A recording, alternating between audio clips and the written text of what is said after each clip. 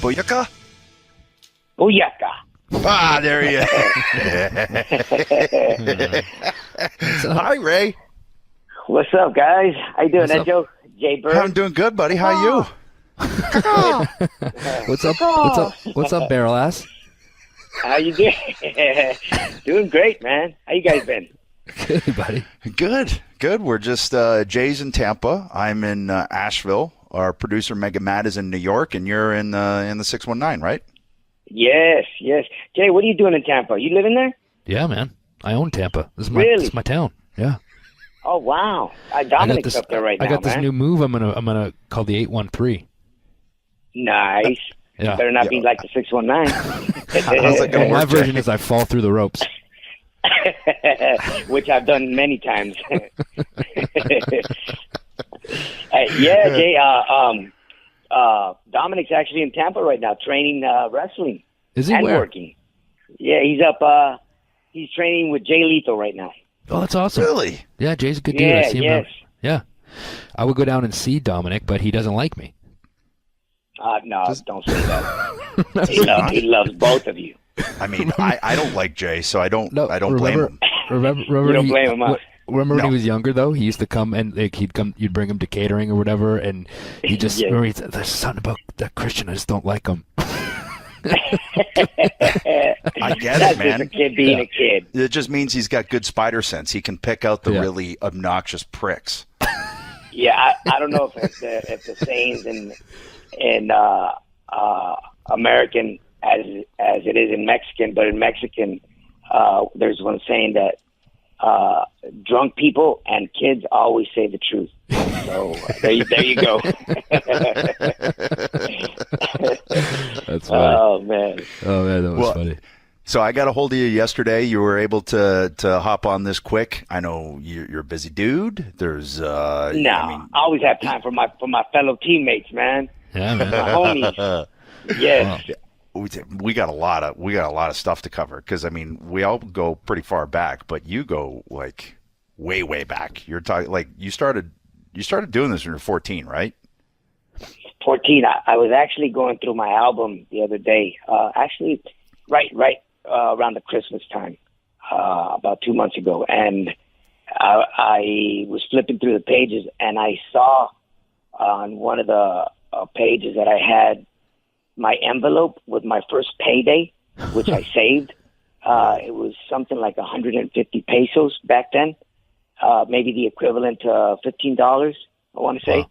Wow. And I put the date on there, and it said 1989. Wow. That's crazy. Yeah. Wow. I was 14 years old at the time. Absolutely nuts. And, you know, Jay and I are up in Canada. I started training in 92. Jay in, 93? 94. And by that point, you're already making waves and everything, and ECW and WCW. And I just remember seeing you and not really comprehending, like, what I was seeing. You know, I'd seen high flyers before. I'd seen guys who could do some cool stuff, you know, because there was Liger and everything at that point who kind of blew some people's minds. But then you came along, man, and I was like, that dude is Spider-Man. Like, without the CGI, he's doing that shit. Yeah. How is that even possible? Like, how do you train to do that, man? At the time, you don't even acknowledge the fact that you're preparing yourself for even the fact that wrestling at that point was going to be changed forever, and then it was going to keep evolving like it has now. So I just remember going to the gym at a very young age. You know, I had to have been 7, 8 years old, hanging out with my uncle most of my time.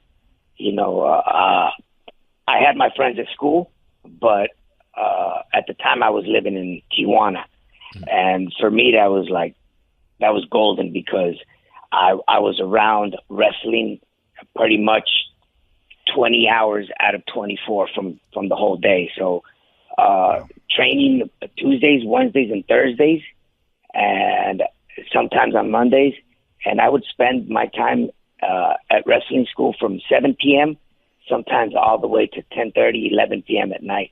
So I was very creative at a very young age, and I was learning a lot of things that that a lot of kids my age at the time weren't even thinking about doing, So I just remember being very creative and playing with the ropes. I was very comfortable with the atmosphere that I was around in, being in that ring. And when you get used to something and comfortable, you just, your mind just starts to flow, and you just start creating all these scenarios and moves. And at the time, I had my idols growing up, Super Astro, who I don't know if you guys have seen him. Yep. He's awesome, or was awesome in his time. A guy that was probably 5'3", but he was about a solid 200 pounds. And he was so graceful every time he jumped off the second rope, did moonsaults, did dives to the outside or to the inside. And that's kind of where the whole style began of the high flying. That was one of the first guys that I saw that I really wanted to emulate. Well, the thing too, at that age when you're training, like when you're a kid, you have no fear, right? You just don't comprehend that you can get hurt, so you're really not afraid to try anything, right? Yes, very true. As a matter of fact, based on what you just said, Christian, funny story. In order to become a wrestler in Mexico, you had to take a test, like taking a driver's test, to get your license. Yes. So, and that was back in the day, so I had to prepare myself to take my test at the age of 15, because the first show that I did when I was 14, I kind of got away with it. It was an official show at a big auditorium. So, they didn't give me any beef about me wrestling without a license. But when it came down to being part of the big shows, I had to take my license. I took the test. One phase of the test was grappling, another was conditioning, and another one was like doing a simulation of a match, with pretty much nobody around, just the commissioners that at the time were wrestlers, and they were the ones that approved if you passed or didn't pass. So anyway, I passed the test. Thank God. I moved forward, and now the commission, the Wrestling and Boxing Commission of Tijuana, said, okay, everything is set. Now we just need your parents' signature because you're underage, to make sure that if anything was to happen during an event, the promoter would not be responsible and we would not be responsible. Your parents would pretty much, they're giving you the blessing that if something happens, it falls back on them. So you can only imagine trying to get my mother to sign a petition saying, yeah, go ahead, son, go ahead and do your thing. Wow. Again, it's been in our family because of my uncle. Yeah. And my mom was a huge wrestling fan. She used to go see my uncle wrestle every week. But then after I started to break in the business, it was harder for her to see her son wrestle. Well, but at the end of the day, they signed. They did. Okay, I was going to say, because how does that conversation go? Like, hey, Ma, I'm 15, and I think I could be pretty good at this. Will you just sign this? And if anything happens, it's pretty much all on you. Like, I promise I'll get all my homework done. Overall, they knew my commitment. They knew how much I loved being around my uncle, and they knew that I was taking my training seriously, because I was at home for maybe 2 hours throughout the day. That was after school, just to do my homework.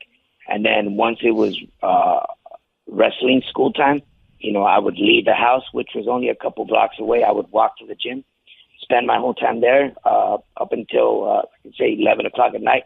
I would come home, shower, go to bed, and then wake up in the morning at 5:30 a.m. to cross the border to go to school every morning, Monday through Friday. So they knew my commitment. They knew that I was sticking to my guns. And even though I was young, they went ahead and granted me the permission to be able to wrestle. And of course, my uncle put in a word there for me. My uncle told her that he would be looking out for me. And at the time, my uncle didn't have any kids, so I was kind of like the adopted son. Right. You just said that you were waking up and crossing the border to go to school. So you were living in Tijuana and you were crossing back to the U.S. to go to school? Yes, that's very common out here in San Diego. Uh-huh. I was born and raised in San Diego and lived in San Diego till about the age of 8. After the age of 8, my parents decided to move to Tijuana to make it easier for my father because of his work. And so now, instead of my father going to Tijuana every day for the first 8 years that I was born in California, it was the other way around. Now my mother and I had to cross the border coming into San Diego so she can drop me off at school. She can go to work, and then sometimes she would wait for me after school. When she couldn't, I would just take either the trolley or the bus to the border, cross the border, and then she would pick me up on the Mexican side. How long is that process to get across the border? Like every day? Is it just depending on like some days it's busier than others? Back then, it wasn't as hectic as it is now. Obviously, all the controlling and the security level has been higher now. But back then, it was very easy, man. I would get to the border in 15 minutes. I think the hardest part was either taking the bus or walking to the trolley station. Once you jumped on the trolley, it would take you straight, maybe 4 stops by the time I jumped on and got to the border. And it was like a 5-minute walk to cross the border. And after that, like a 10-minute drive back home. Man, dude, yeah, I said, crazy, I said, and I said Spider-Man, but you're Peter Parker. You are on my off days when I don't wrestle. Yes, you go to school. You're like Peter Parker. You get bit by the radioactive wrestling bug, and and then you train all night secretly and become Rey Mysterio. Like Stan Lee would have loved you back in the 1960s. That's crazy. I wish we would have met. Damn. Yeah, I tell you, man. That for real. That's like in California. That's very big for a lot of the Hispanic families. A lot of the kids lived in Tijuana and crossed the border every morning and went to work or went to school. And then after that, if they had a job, they went to their job and continued on. But it was a process. I'll tell you what was the hardest part is crossing that border in the morning every day because traffic was just intense. It could be sometimes a 15 to 20 minute wait, sometimes a 3-4 hour wait. Man, just to cross that border in the morning. That's because everybody was either going to work or going to school on the American side. And then, so you go through all of that throughout your day, and then you get home, do your homework, and go straight to wrestling class. That's some serious commitment, and that seems to be, like, we've had a lot of guests on, and one recurring theme seems to be, the love of wrestling from such a young age, and then the commitment to see it through. Otherwise, we all wouldn't be sitting here on a podcast talking about it, 20, 25, 30 years later. But that is like next level like commitment, crazy. man. And the crazy thing is sometimes I pause everything that I'm doing and I really take time to think and to take in like everything that's happened throughout my life because I really wasn't a big fanatic of WWE until I started to get Saturday night main events. And that happened at like an older age. My focus on wrestling was always lucha libre. That's what I grew up watching as a young kid. So right around the age of 14, is when I got my first job, and I was bussing tables at a pizza restaurant that my brother was a manager to. So I would get out of school and go to work from 4 to 6, and then I'd do the whole process of taking the trolley and going to the border. But on Saturdays, I would work more hours, and I would make sure that on Saturdays I'd take my break at 12 noon exactly, because that's the time that Saturday night main event would start in San Diego. And I would take my 30 to 45-minute break, and I would watch WWF back in the day, which, where I was going at is that I would have never thought in a million years that eventually I would have been part of that company. Well, and I get that. I mean, because, Well, first of all, you said Super Astro, Lucha Libre, and obviously your uncle, and I'm sure a lot of other influences. But who on WWF did you see that, even though you had your mind toward the Lucha Libre, you saw in WWF and went, oh, okay, I dig what that guy's doing? I was a big fan of Randy, Macho Man Savage. I knew it. I was like, I bet you Randy and Steamboat. It just there was something from his promos to his gear, and I've always been very unique with my gear. Like I always try to take it to the next step and not use the same outfit twice. Trying to change it up. And I actually picked that up from my uncle, because my uncle was very flamboyant with his gear. He would never wear the same mask twice. He would always change the colors, change the designs. So when I saw Macho Man the first time, I was like, damn, this is cool. I like this dude. But again, I actually had the chance to share the ring with him one time in WCW, and I was stoked to be able to be in the ring. Didn't wrestle, but we did an angle, and he came out and enjoyed that very much. It was a very cool moment for me. That's cool. Yeah, I mean, he was such a touchstone. I think for everybody, because of the intensity, the promos, like you said. That, like, I just remember the pink trunks with the white stars, the yellow boots, the yellow knee pads, like that era of Macho Man. I was just like, man, so good.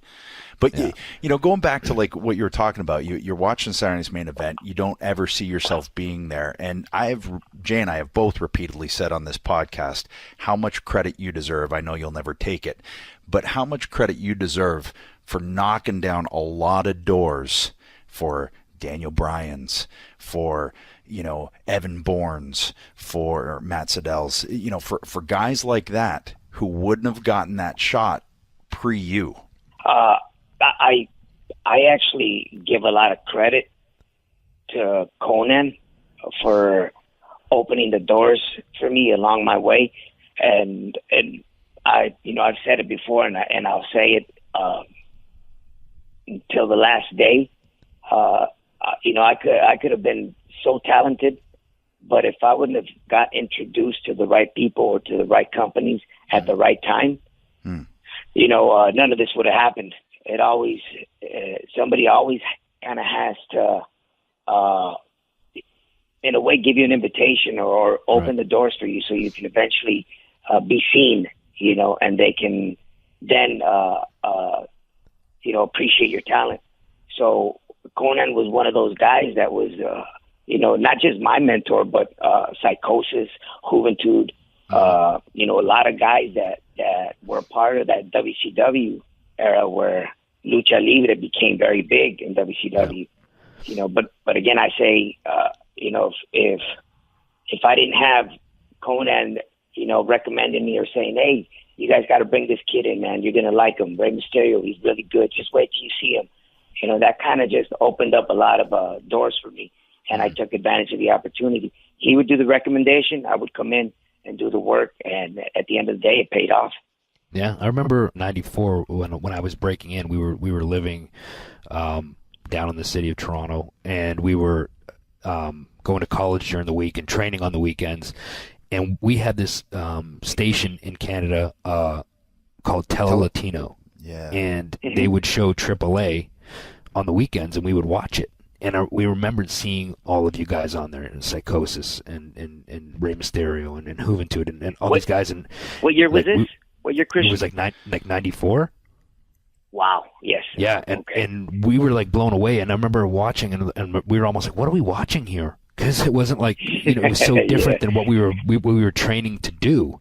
But we watched it because we wanted to be exposed to all these different styles. And then next thing you know, we were in our gym with our trainer, working the North American style. And then usually at the end of each class, he would just give us the ring to let us work on stuff we wanted to work on. And here we are, trying to do the moves we're seeing you guys do and incorporate them into awesome matches and stuff like that to see how they would work with the style that we were being taught. And so it was, you were very much an influence, and that was at that point. But it's funny that years later, or not even years later, just a couple years later, you get on ECW and then to WCW, and then you start exposing the real masses to it, Right. Wow, that's awesome.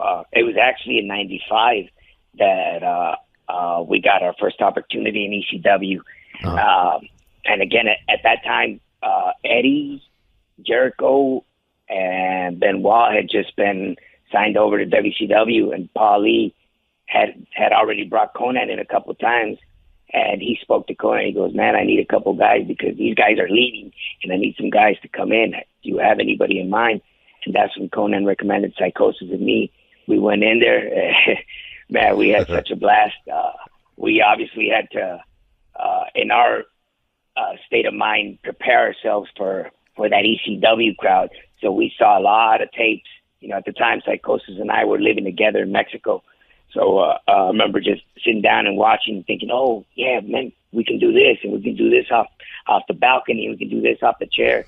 And then once we're there, man, we didn't think that we were gonna get the ovation that we got and the love from the locker room, from Paulie, and it was just such an incredible atmosphere, man. That was a very important phase in my career that definitely took me to the next level. And not just me, Psychosis as well, because I always say that I would never have been able to do the things that I do without having my base, without having the guy that's taking all my offense moves.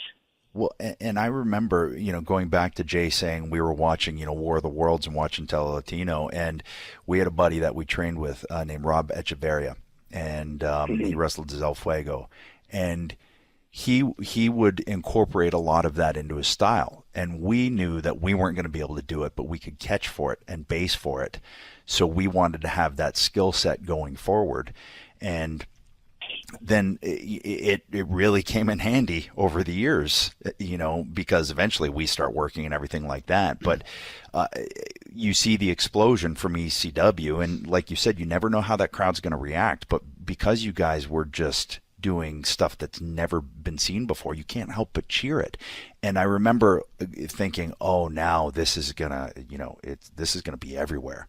Like nobody's gonna be able to do it to this level, but this is gonna be everywhere. So we got to be prepared." And I remember feeling like, okay, we got at least got a base, because I felt like we were in before it exploded, watching you guys. And it's crazy because at the time, you don't stop and think, we're here to fucking change the game.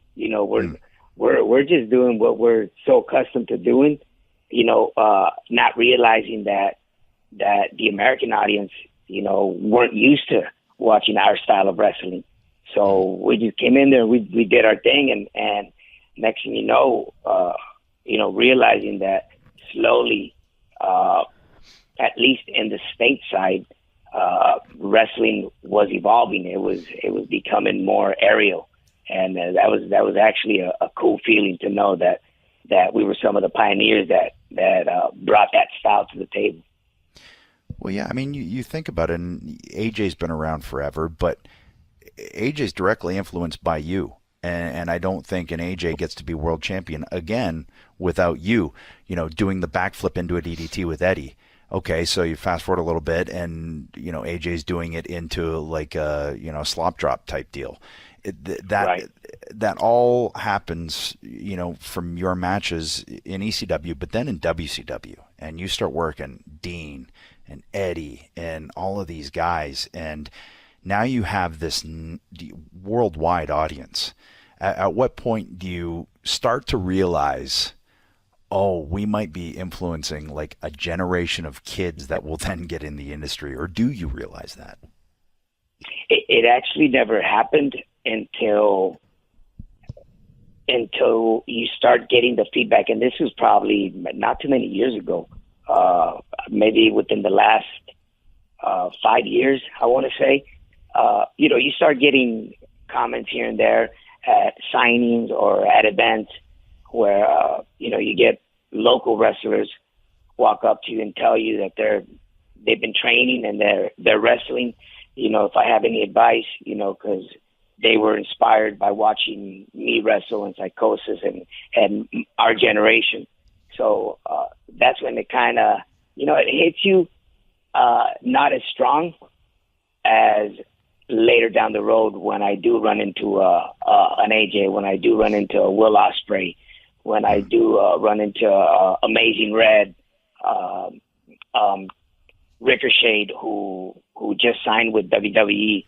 Yeah. You know, after being able to wrestle with these guys and them expressing how much of an influence I was to their career, and how without me being in the position that I was throughout the years, that they are now having the opportunity to be able to perform at the level that they've always wanted to. That's when it really hits you and go, wow. I mean, it was a game changer. It was a door opener for all the smaller weight, you know, all the guys that maybe at one point that, man, I could never be a part of this. And then seeing me, oh man, if he can do it, I can do it. So that's when it really hits, you know, and it makes you feel good, man. There's no better feeling than to know that you've given others the opportunity to be able to perform, you know, at the highest level possible. Yeah. And going back even further, I mean, you can even look at, X-Pac, you know, 1, 2, 3 Kid, you know, kind of that first kind of win against Razor, and then even with you know, Bret Hart becoming world champion, who is not your typical size guy at the time, almost, you know, changing the mindset of, and then, you know, you guys come along and even taking it another step further than that, where it's more accepted and believed that that every person really does have a chance in any fight and in a match, and for fans to get invested into it. I mean, it's just it's unbelievable that how you accomplish that, and mainly, and not only that, like accomplishing it with a mask. And we've talked about it on here before, how you get, you know, emotions. We talk about you a lot on here. Yeah, how you got your emotions across, and how you got that connection with the fans, and it's very hard to do with a mask on. But somehow, you got that, you invoked that from the crowd, and they had that connection with you. I think Edge can tell you it's all the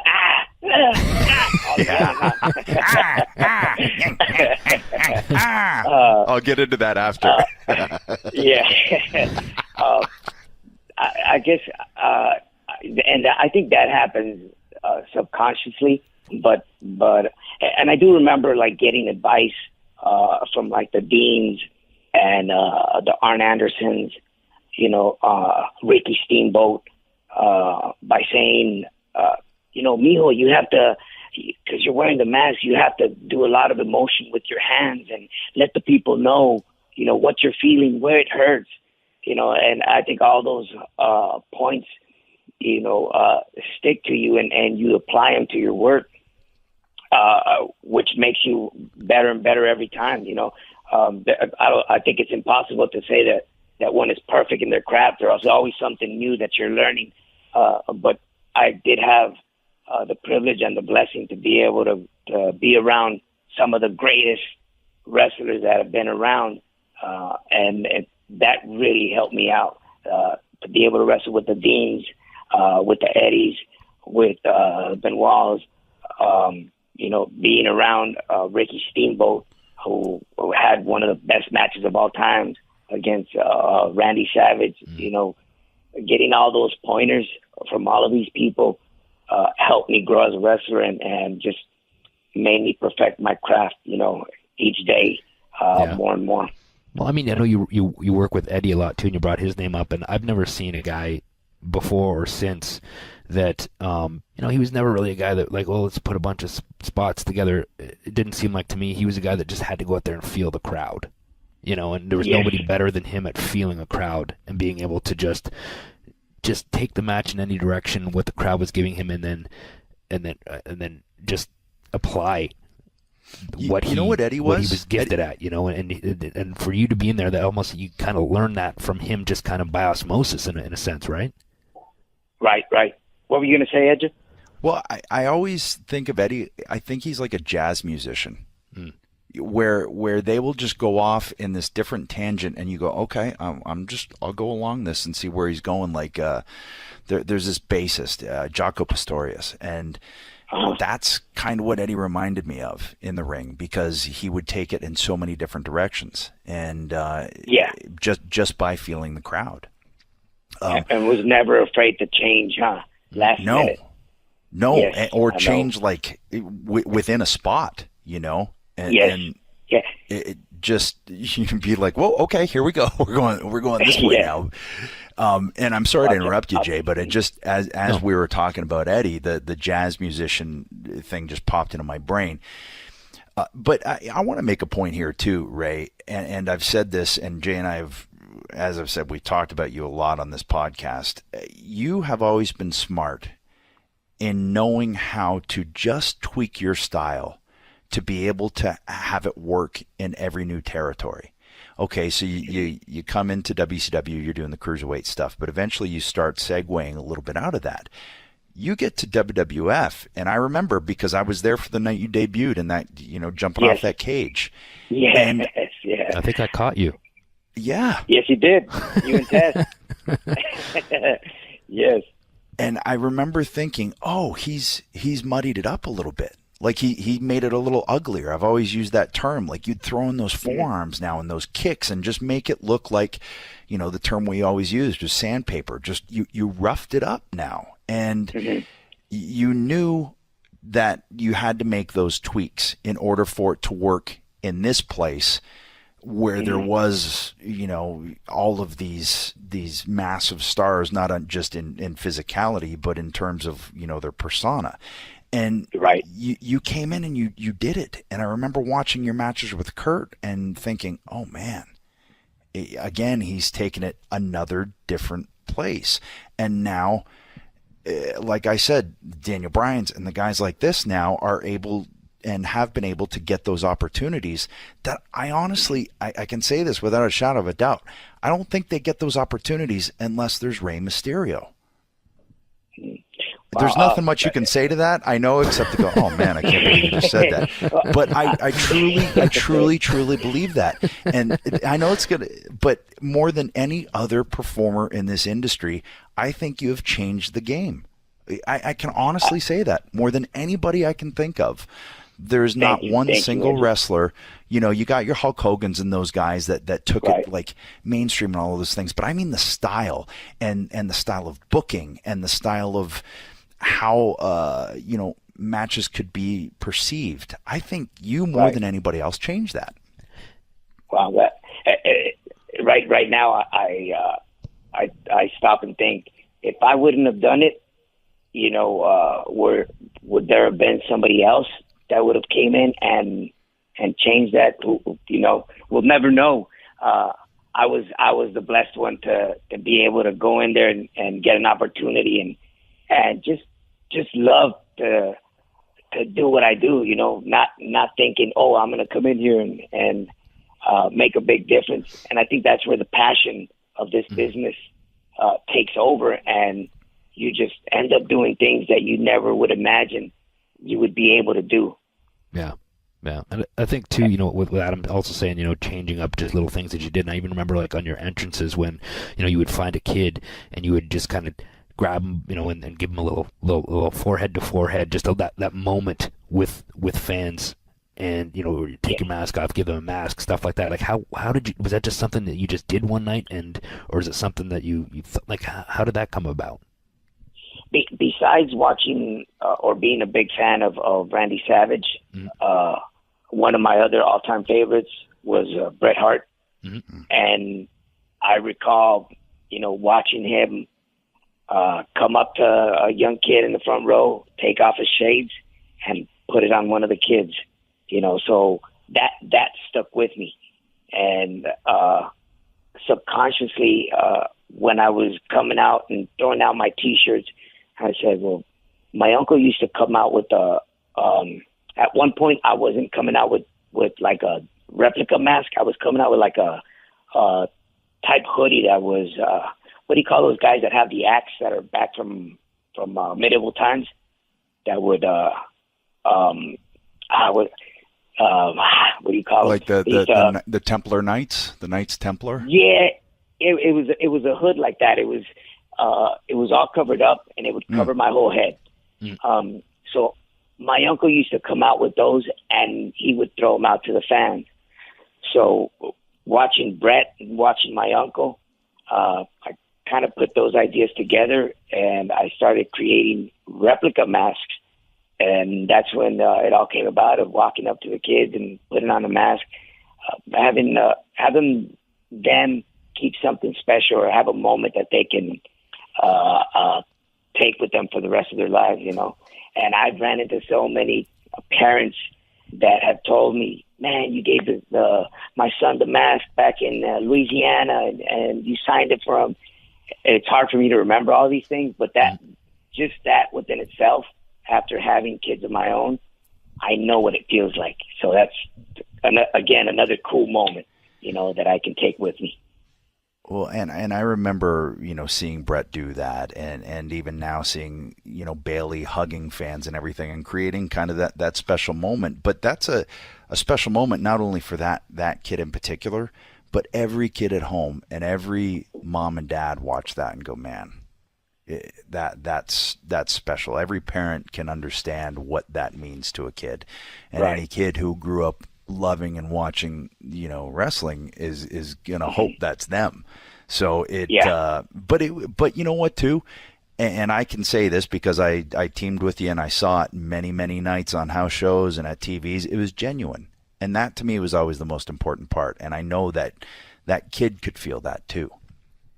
Yeah, that connection. I've always had a really good connection with my fans.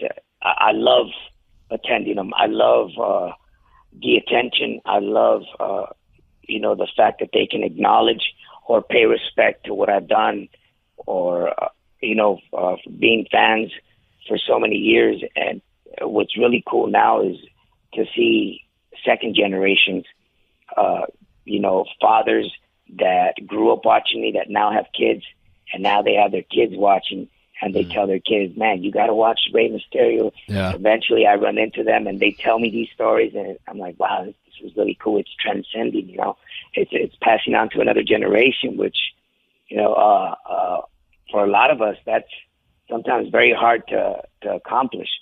So to be able to be part of that right now is just unbelievable. And again, that connection, that solid connection, based off of what you were saying, Edge, the genuine feeling of handing the mask over to a kid, that's always been, I want to say that's a gift, man. That's a gift that I have, that I've been very accessible to either get a picture with, to sign an autograph, to record a video, you name it. Whatever a fan wants, I could never say no. And that's just, it's within who I am, you know, and that's helped me a lot with having loyal fans. I think too, as a fan, they feel like you're one of them. You know what I mean? It's hard to feel like Braun Strowman is one of them, and that's not a knock on him. He's 6'9", 350. There's not too many people like that in the world. Now, there's no one in the world that can do the things you do in the ring. But from a stature standpoint, I feel like the audience goes, okay, man, he's one of us. Like every kid dreams that trust, right? Yeah. I really. Zone. Yeah. Yep. Okay, so you get to WWE now. How do you feel when you get there and you're walking in those doors, and you know, before they tell you, hey, you're jumping off a cage, like what are you thinking? Man, my mind is going crazy, because prior to this, during my last year with WCW, you know, I was getting a lot of feedback that it was almost impossible to be picked up by WWE because of my size, because there's never been talent that had the same size and weight class that I was in. So it was just impossible. So that kind of was a big letdown, you know. And then the buyout comes from WWE, where they buy out WCW, and I don't get signed right away. And I actually think that that's part of the whole not wanting to sign me. And at the time, I remember JR telling me, you know, since you're still under contract with WCW, let it run out. You know, after it runs out, you know, we'll go ahead and sit down and we can negotiate. And I thought that was just a nice way of saying, hey, we're not going to need you, you know. Yeah, and to be honest, I mean, I was getting paid really good from WCW within my last year. So I pretty much let that contract run out. And when that time came, just like JR said, he would contact me. He did. And when he did, and when we sat down and negotiated and everything was already in place, I was like, wow, I can't believe this is really happening. The excitement that was running around the house was just incredible. My wife was very excited for me. She knew that was eventually the place that I wanted to end up in. Yeah, and they're like, now that you're then they drop it on you. Now that you're signed on the dotted line, we're just going to spring you up through the floor. Do you have a problem with that? That was awesome. Yeah, I love that entrance. Yeah, what an entrance, man. And I want to say Dean Malenko was the person that either brought that idea to the table or somehow it came about. But I know Dean had something to do with it, which I loved. Yeah. I thought that just made the Rey Mysterio character even more interesting, man. Just coming out flying from the bottom, you know, it was really incredible. But overall, there was a lot of emotion, a lot of excitement, a lot of fear to make sure that my first appearance was obviously one to Impact. And, at the end of the day, still to this day, every time I do something new, I get that butterfly sensation in my stomach where I get the jitters and I'm nervous. And I think that's always just been a part of me still feeling the passion to be able to do what I love to do, what I've been doing for 28 years, wrestle. I've always said that whenever I get that whenever I don't feel that anymore, I think my passion has gone out the window. So that's that night in WWE, the debut. At the end of the night, everything turned out the way it should have turned out. And you're right. I mean, I remember climbing that cage really fast. I go back and watch that now. Yeah. I'm like, oh my God, how did I get up there so fast? And then stand on top of that. And I don't know if you realize this or not, Ray, but I pushed Lance out of the way and be like, I better catch him if we're going to get him over. So who caught me? Well, it was mostly me. Okay. Yeah. I knew Edge wasn't there. I was down selling because they were all beating me up. Yeah. I think it was you me came to save me. Yeah. Yes, you're right. You can't trust Lance. I remember push him out of the way. in there too, right? Yeah, it was Jericho and I just had a cage match, and then the Un-Americans, those dirty bastards, it was Jay, Lance, and Andrew Test all came in, jumped on me, and then you came flying. I think Cena came down first, then they stopped him, and then you came flying down, and then the three young lions, me and Cena. Oh. How crazy does that sound? We were the young lions. Bumped them out.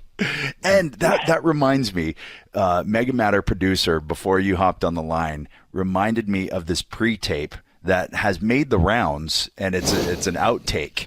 You, me, and Cena in the dressing room. I know where you're going with this. Jay's never seen it. I seriously, I want him to watch it while I explain this. So we're in the back. It's me and Cena talking, and you're doing chins in one of the locker stalls, and it busts. On the pole, right? Where the hangers are. I remember that, and it just broke down. Yeah, and you just folded, like you gave up halfway down, like, oh man, I'm here, this sucks. And Cena looks at you, and he's wearing his little bike shorts, and he's like, oh my gosh. All right, hold on. I just laugh and walk away. I'm watching it, guys. Hold on. That wasn't live, was it? No. But somehow it got out. Oh, my God. Imagine, because I think we were doing SmackDown at the time. Imagine if that would have been live. You're going pretty crazy there with the reps, though, Ray. I know. Oh, yes. I'm on. I'm focused. Yeah. Oh, that was good stuff, man. Well, and thing just broke down on me. Oh yeah, it was the you no way. You were reefing on that thing pretty good. So, and it's funny because over the years, especially on SmackDown, it almost seemed like when they didn't have anything for you and I, they just put us together. Are you still? Yeah, I'm just watching it again. Sorry. There's a late reaction there. I just watched it again. But you said they would put us together, yeah. Yeah, they would always just, okay, well, we got nothing for Edge and Ray, so let's put them together, kind of thing. And I know that's how our first teaming came together. And I remember thinking, man, we gotta, like, sure, we look like polar opposites and all of that thing, but we can be a great team because we can come up with some. Because we're both creatively. Jay is too, but he just never got the chance to team with you. But I knew with our brains together that we could come up with some really messed up stuff that nobody had seen, especially if you give us an Angle and a Benoit to be able to, to bounce all this stuff off of. And we couldn't have had two more committed guys to wrestle against, huh? Yeah, man. I mean, I think back to, it was the finals of the tag team tournament, the SmackDown tag team tournament, and I've had a lot of people tell me that they think it's the best tag team match they've ever seen. It's always so subjective, but I remember, when we were putting it together, I was like, this is a good little match. We got something here, But I don't know if you remember this, but that was in Little Rock, Arkansas. And when the pyro would go off in that building, they had these massive fans that would go off to try and get the pyro smoke out. That's all I could hear during the match. I couldn't really hear the audience. I was just like, Jesus, I think we got a good match going here, but I can't tell because I can't hear anything. Do you remember that?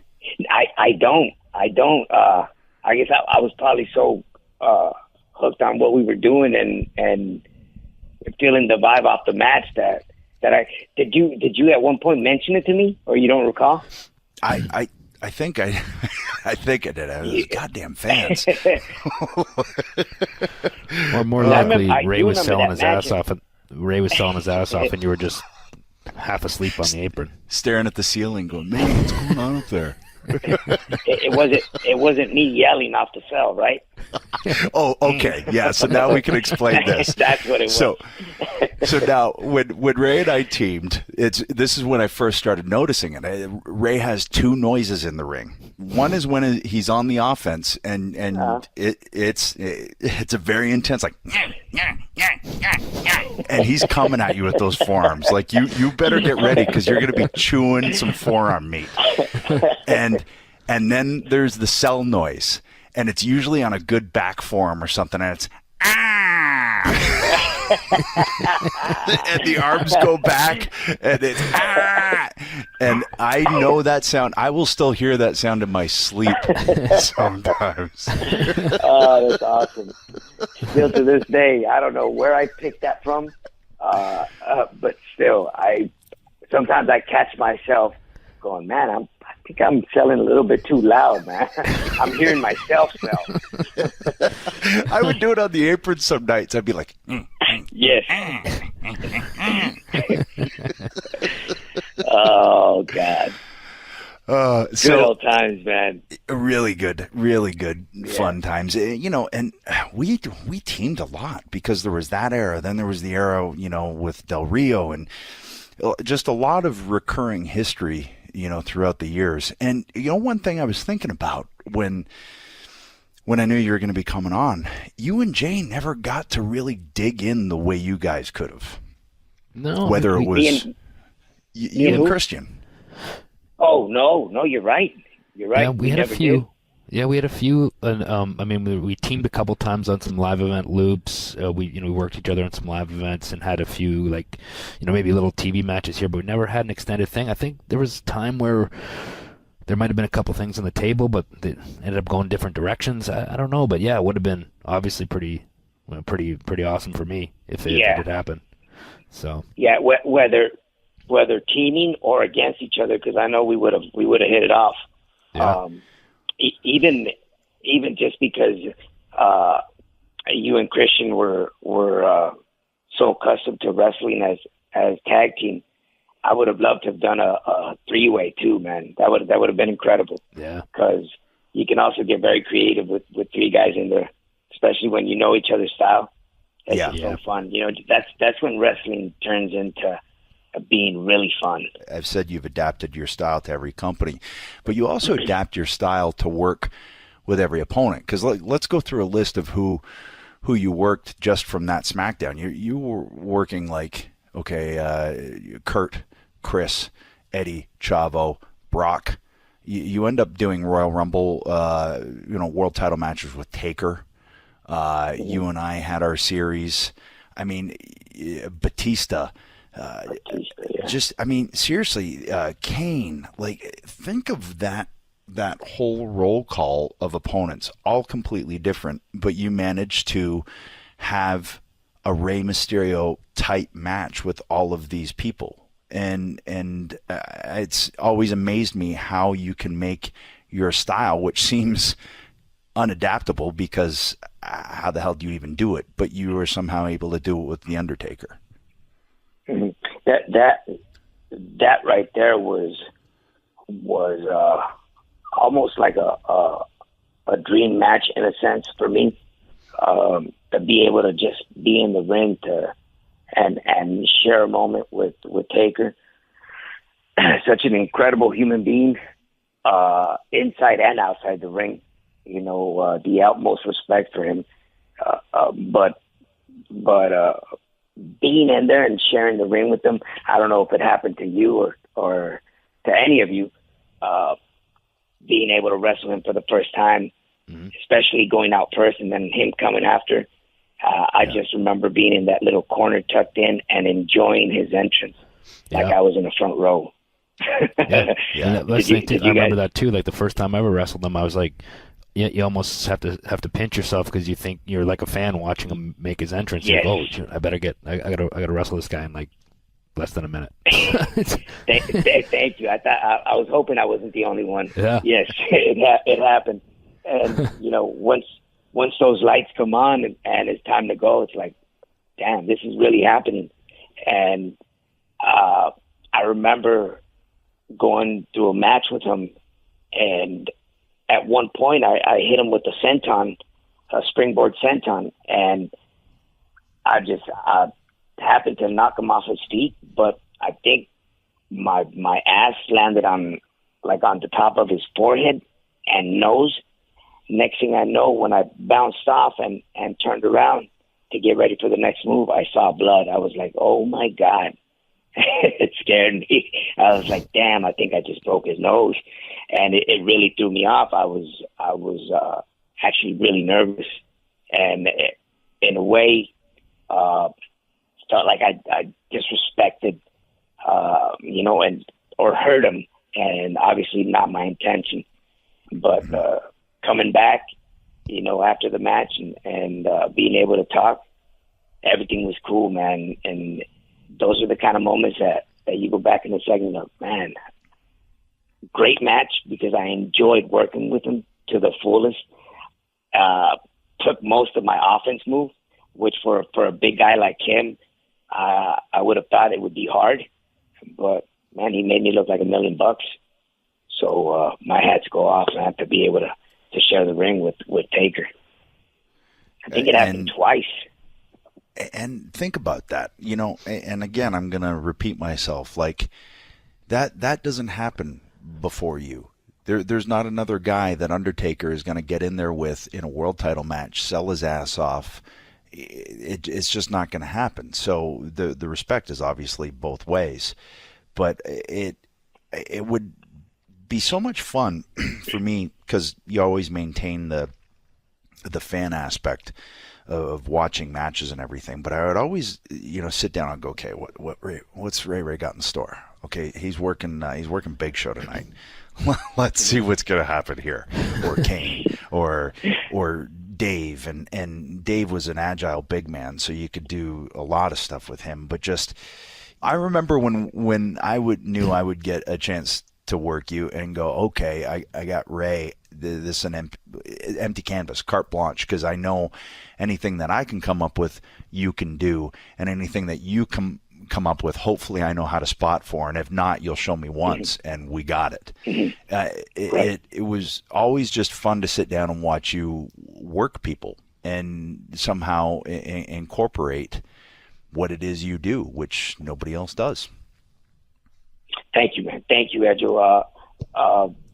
That I think comes in natural for me, at least, to be able to adapt and work the different styles, and it also comes with the learning process of being able to work always different opponents, and I think that really helped me out a lot, because the more I worked with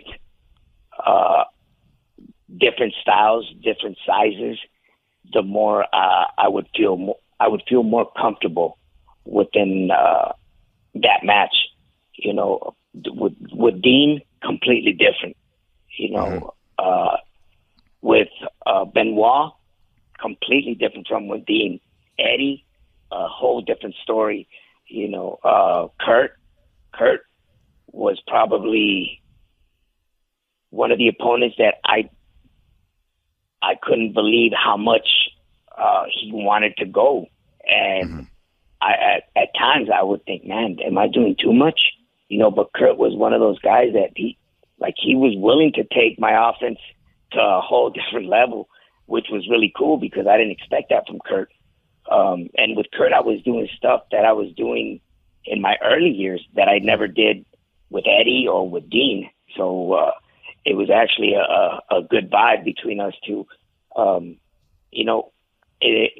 my last WCW run, after my mask was taken off, that's when I had my first experience with the bigger talent. I had a chance to work with Kevin, and with Kevin, it was very basic, very simple. And I picked a lot of Scott Hall's brain as well within that angle. And Scott helped me out a lot on the selling process and not having to do as much with the bigger guys.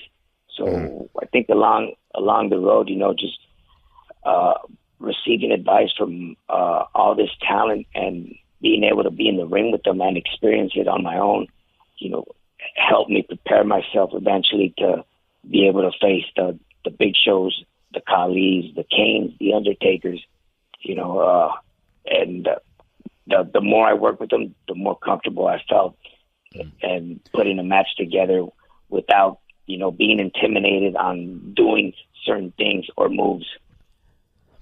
You mentioned real briefly there about in WCW them taking your mask off. How did you feel about it then? How do you feel about it now? Back then, I wasn't ready for it. I fought for, like you have no idea. Then I saw Eric Bischoff 2 nights before the pay-per-view in Vegas. Had a couple calls with them a week before that. And, just they were so set in stone and committed to it that that's where they were going to go. So I said, okay, if this is going to happen, let me just make the best out of it, And, of course, they already had a direction where they wanted to go after the mask was being taken off.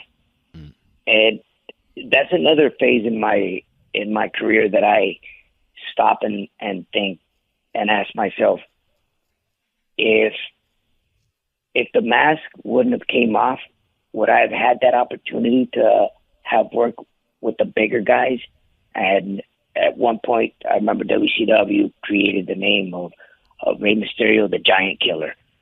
I don't know if, again, it all ties in with how my career was developed and the opportunities that I've gotten throughout the years, throughout 28 years, and how they've all come in like at the right time.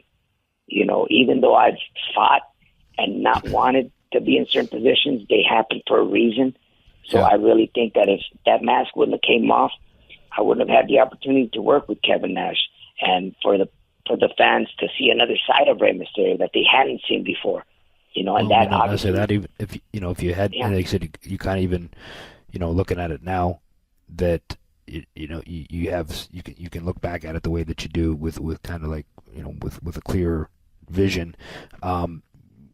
You can kind of take, there was a negative vibe there with you losing the mask, but turning it into a positive, like you just said. And also you said you got a ton of advice from Scott Hall about selling for bigger guys, which ultimately helped you with WWE. So maybe in a big picture too, it even helped you in a sense, that respect, right? Yes, without a doubt. Yeah, and like you said, now I can see it. Yep. I can see it and look at it that way. Back then, you're young, you're stubborn, you don't understand reason. You want things to go just your way, and you're not comfortable with certain situations. And obviously, when you're not comfortable, sometimes you don't even know if you're really not comfortable, and it might be just the best solution for you at the time.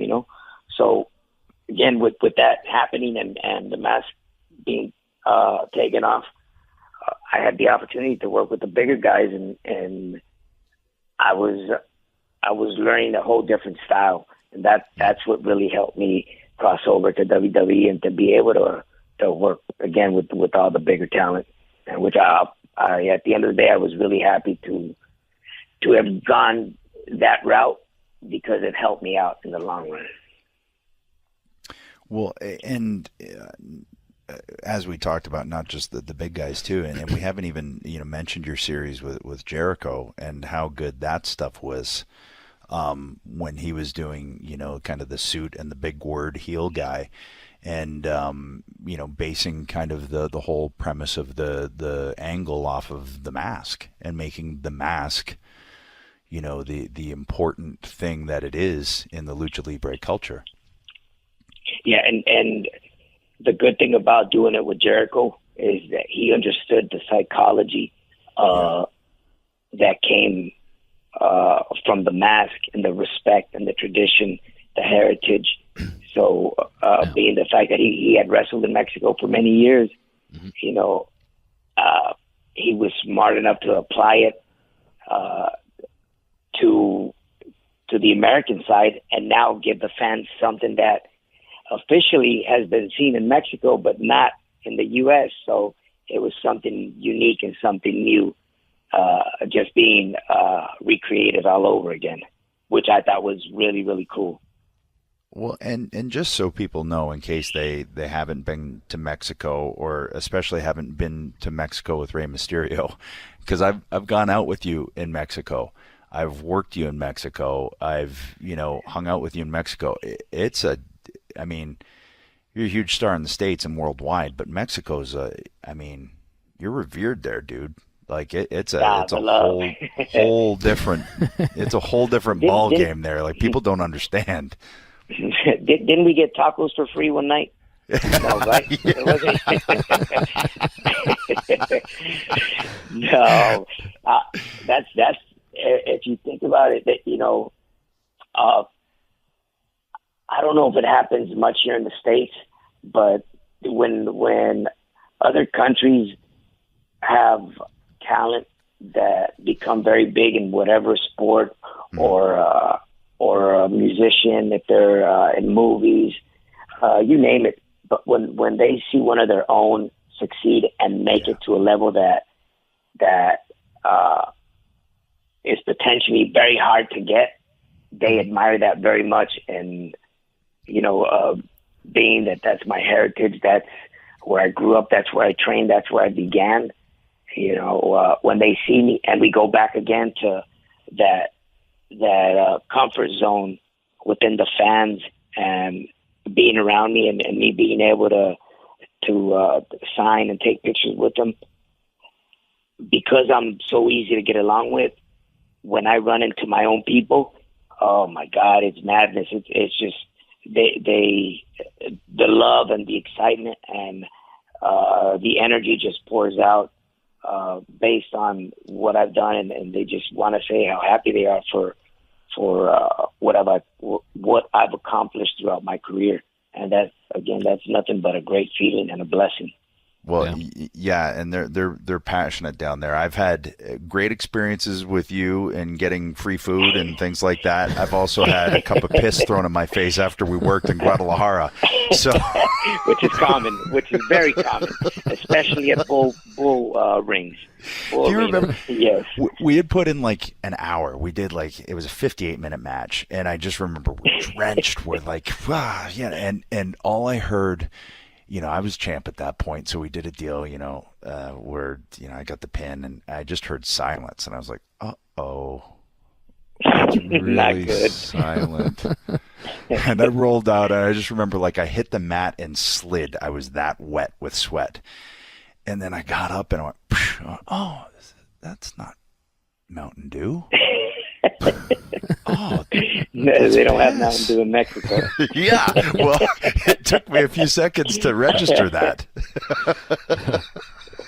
So, yeah. And then I think I went back in and took the 619. So your knees were covered in piss. Maybe he was just being friendly and looked like you could have your electrolytes replenished. Yeah. Yes, I think it was a long match. I needed it. Yeah. Do you remember, did that happen in the ring? Or because no, it happened Mexico, on the... Well, I had bumped out of the ring after the match, and I was down there selling. I remember I came up and I went, man. It dawned on me, but then we still wanted to leave him happy, so I fed in and took a 619 covered in piss. That happened. I'm glad my feet was the only thing that touched you after that. Right? in Mexico for God, I don't know how long, but it's been very known that especially with foreigners, when either there's a tunnel, and as soon as you walk out that tunnel, or in this case, when you're walking back to the locker rooms after your match and you're about to go into the tunnel, the fans that are up on the top, that's when they pour the piss, and of course, they get you all the time. I wish you told me before the match. Yeah, just good old Mexican lucha libre vibe. That's all it is. All right, so now let's fast forward, because you won the Royal Rumble. You're a world champion. You've done everything there is to do within WWE. Now I know you've had how many knee surgeries are you at this point? I've had four major ones, and 4 more just arthroscopic.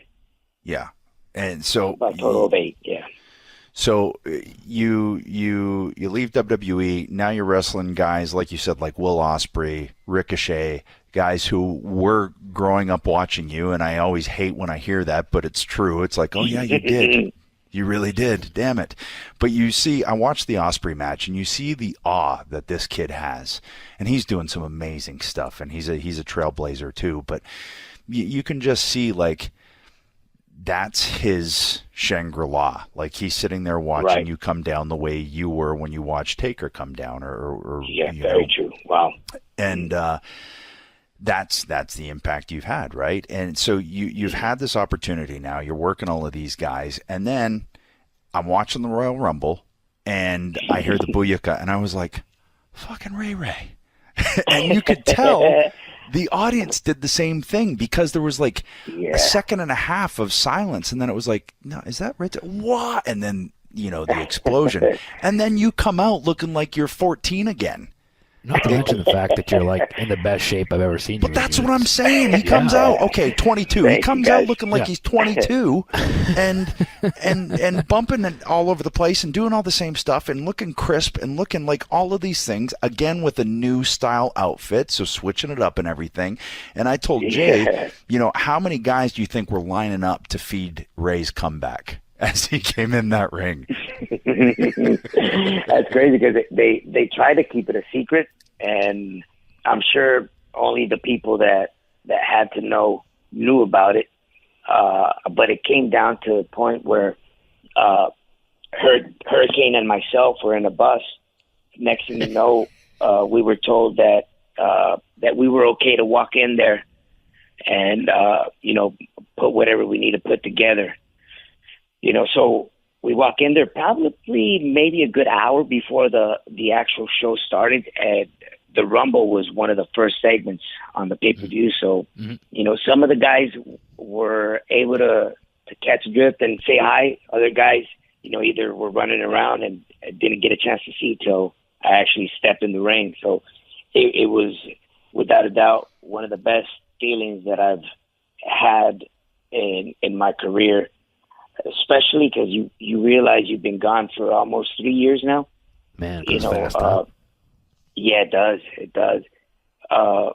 You get it on social media constantly. Every time I post something, Ray, when are you coming back to WWE?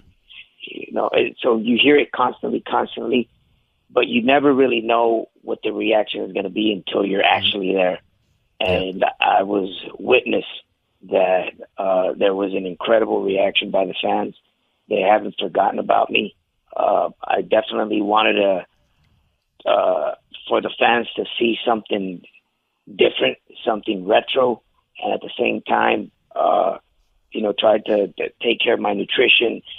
Been working out, which at the end of the day, it helps me out with, as I get older, not putting a lot of stress on my knees and just overall feeling good. And I think, when that call came in and I eventually showed up and I walked out, man, it was definitely breathtaking to just hear the ovation. My adrenaline didn't stop till probably I got back to my hotel room, which was in Jersey.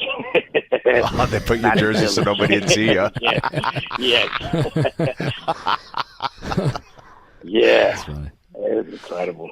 So where do you see you going? Do you see?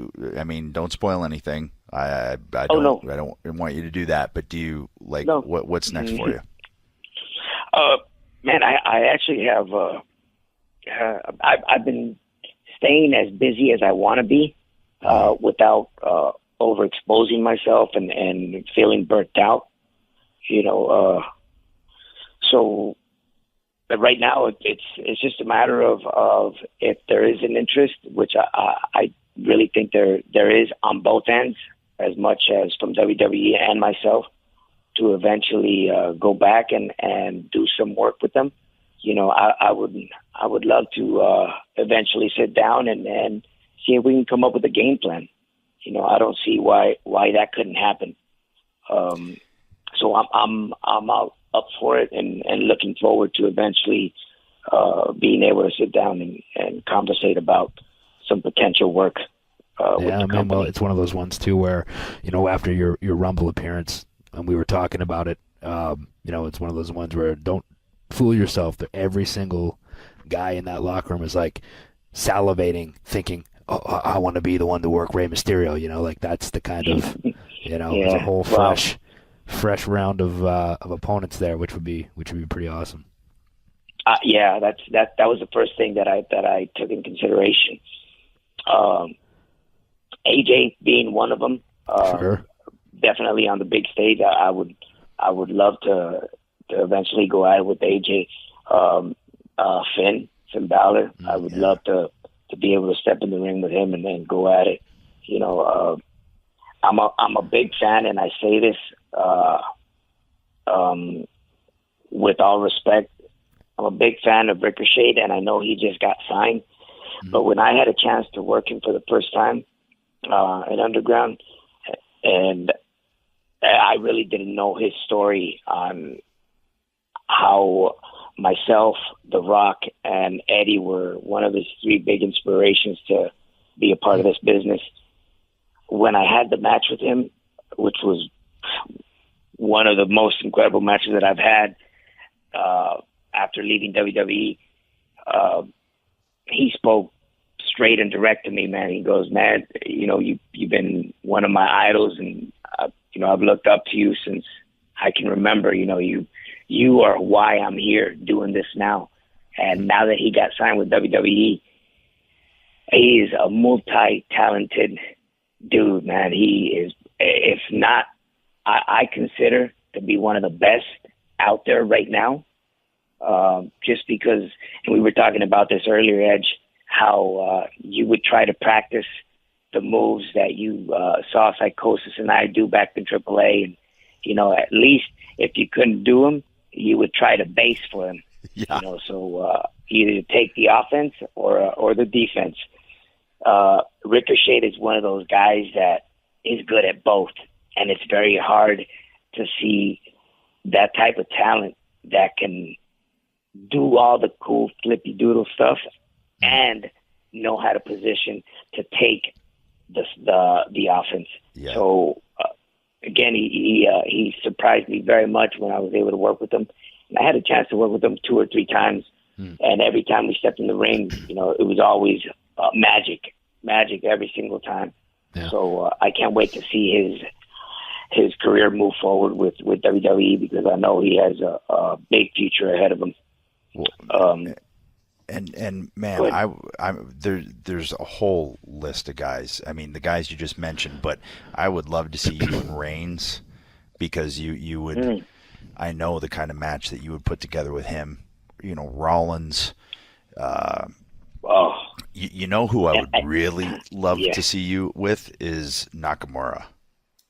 Because those different styles and just those different personas, I mean, that would be some cool stuff. Even a guy like Braun Strowman, who's like, he moves so well too for a big guy. I mean, that would be pretty insane match too, I would imagine. But in your travels over the last few years, Ray, and you just mentioned Ricochet being one. Who are some other guys that stood out to you, guys or girls that stood out to you when you were on your travels that you think would that are going to have some big futures? Definitely, and I know we spoke about Will Ospreay, and I know he's with New Japan right now, but I definitely think that they're just on another level, man. I sit back and watch wrestling now and how it's evolved, especially the high flying style, and there's just no way, in a million years that I could even try to pull out one of the moves that they're doing now. They're adding now. I mean, back then it was just one flip. Now it's 2 flips, 3 flips. With 3 corkscrews in the air. It's just amazing, man. I'm amazed by how it's evolved and how it's going to keep evolving. So I can't even imagine what it's going to look like 5-10 years from now. But another one of the future talents that he's been working for Mexico for quite some time is Fenix, Rey Fenix. Him and Pentagon are brothers, and both of them are incredible.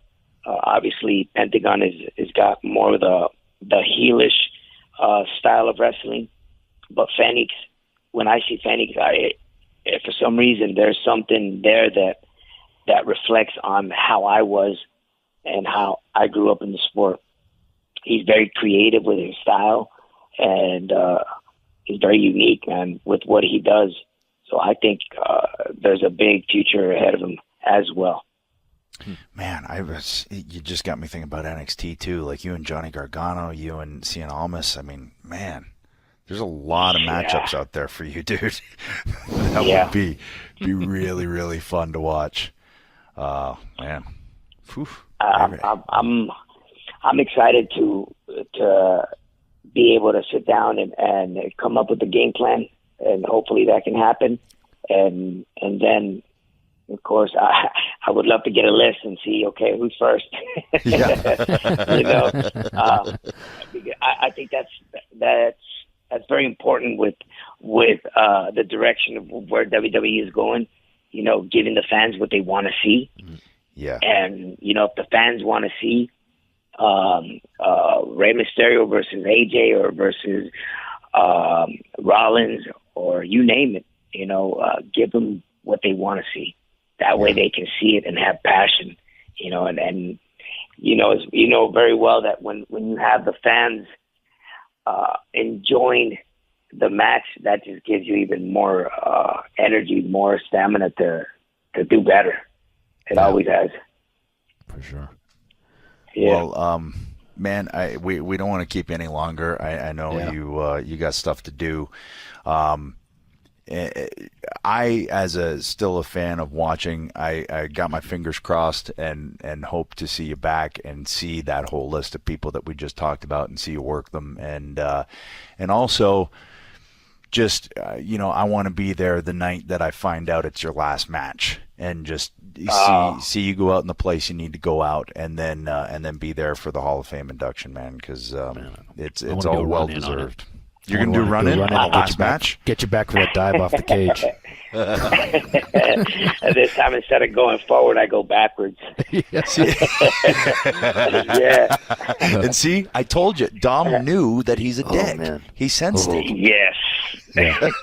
I'll tell you, that's my future plan on retirement. I would definitely love to prepare my son in order for him to eventually step into the big stage, and I'm doing exactly what you guys were doing at the beginning of your careers, and what I did, picking up from different styles, not just one particular style. I'm going to have him train as much as I can in different countries.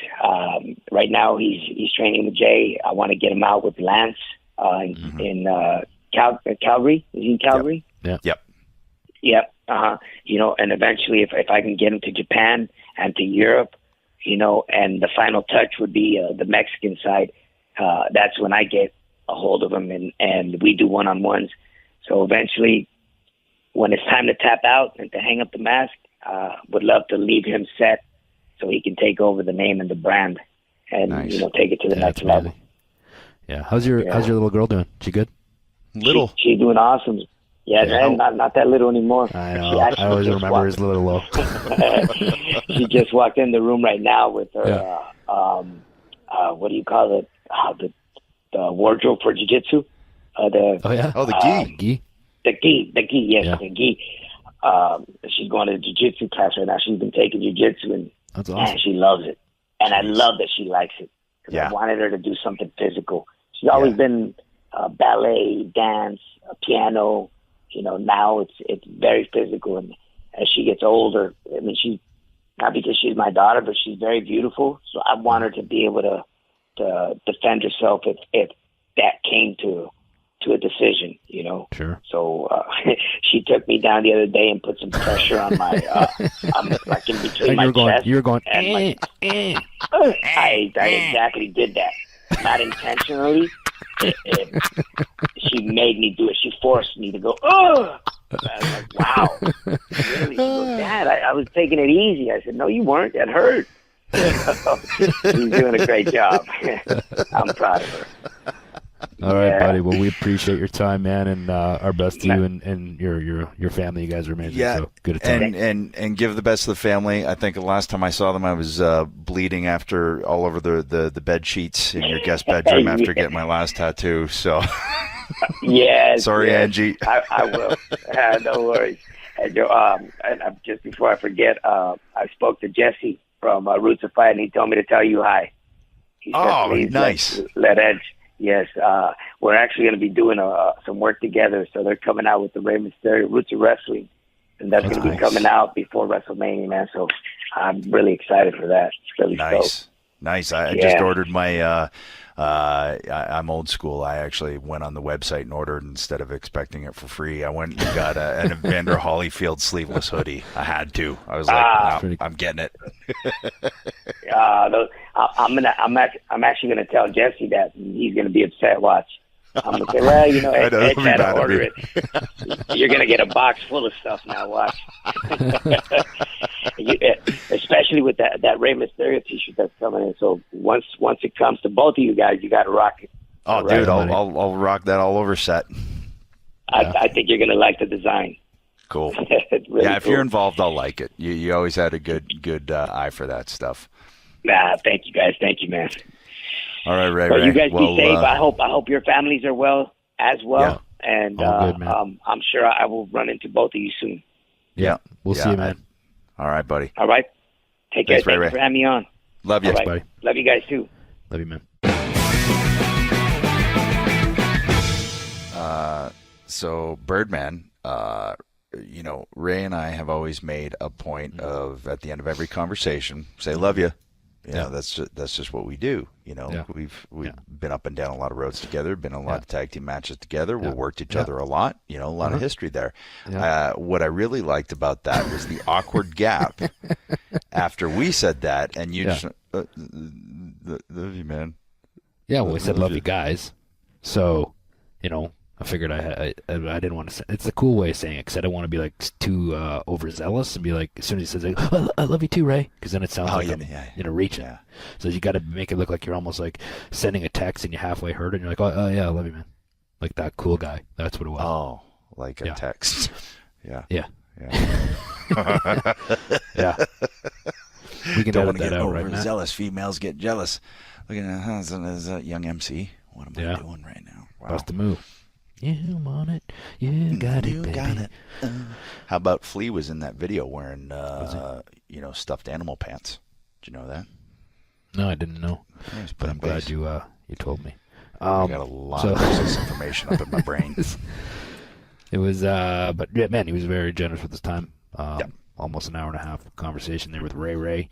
Obviously, one of the biggest superstars in the history of the business, a guy that like we talked about, changed the game and has influenced so many guys and girls that you see today, and their styles and adapting it in different ways the same way that he did, and looking to make their mark the same way that Ray did. So, and even beyond that, a better guy, just one of the super nice guys in the business. So just a guy that I've maintained a friendship with after the fact, and not that you're not friends with everybody else, but Ray is a guy that I stay in contact with and make sure of that, and and as I said, anytime I would get tattoos, I'd always go to Ray's tattooed guy, and I'd sit there and I'd go to their guest room and bleed all over their nice clean white sheets.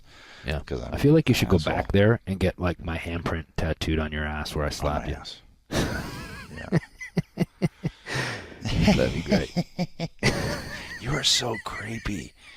You are like a weird, creepy, perverted Eddie Haskell from Leave It to Beaver, and that's a really dated reference. But that sums you up. If you want to put a label on it. When Austin called you a creepy little bastard, it really, really fit. Well, on that note, we should probably wrap it up, huh? All right. Yeah. All right. All right. Oh, by the way, next week probably be another one of my gets. What? Hey. Oh, not unless I get one first. Oh, that's true. Ooh, hey, but this you can't take full credit for Ray, because when I saw Ray in Rhode Island at the Comic-Con in November, I was like, hey man, you need to come on the pod, and he was like, yeah, just call me, let me know. Yeah, but yet you didn't. Well, because I wanted to wait for the right time. Oh, okay. Yeah. And then I mentioned to you this week, like, hey, we should get Ray on this week. You went, yeah, okay, I'll text him. And now you're trying to take full credit for it. Well, because, let's face it, hey, Ray, yeah, and then it happens. I know. You? Yeah. Also, he's talking about his T-shirts. We should talk about our T-shirts, right? Oh yeah, on, Pro Wrestling Tees. What is it? // What is it, man? What's our little address there for our T-shirts? I think it's prowrestlingtees.com/ENC pod. Nice. I'm pretty sure. Yeah. And if it's not, you got to Google it. Yeah. But they're selling like hotcakes. You got to get on there.